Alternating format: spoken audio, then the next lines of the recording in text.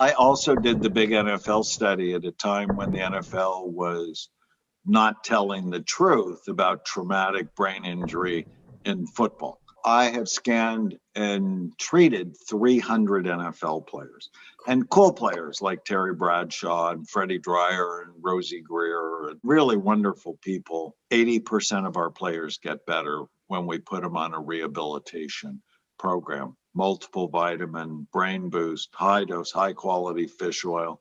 Often we'll also do hyperbaric oxygen.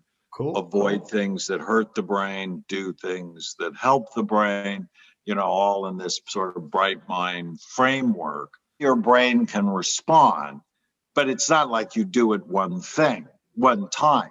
You have to develop practices. And I have 7 decisions. Decision number 1 is know your brain type. Everybody's type's different. Mm-hmm. Some people are balanced. Some people are spontaneous. That's my ADD group. Some people are persistent. My OCD group. Some people are sensitive. My depressed group. Some people are anxious. So know where you fit, because then you can get help for where you are.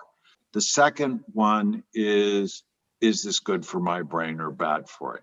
It's basically putting that Bright Minds program in their life. The third thing is nourish your brain.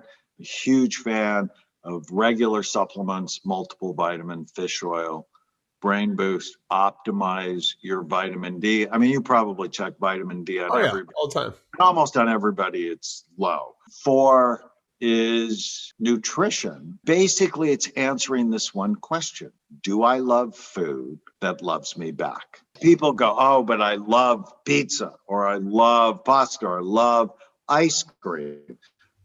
But it doesn't love you back. And Drew Carey, the famous comedian who lost a whole bunch of weight and kept it off, he said, eating crappy food isn't a reward.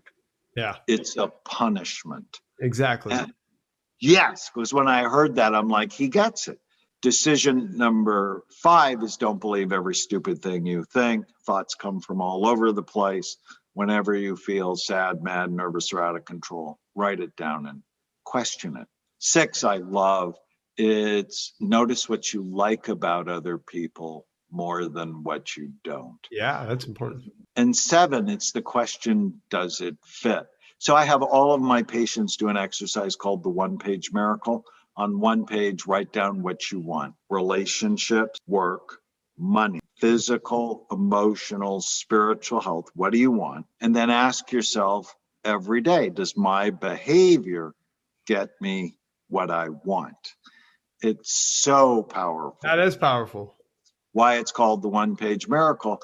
And the simple question is, does it fit?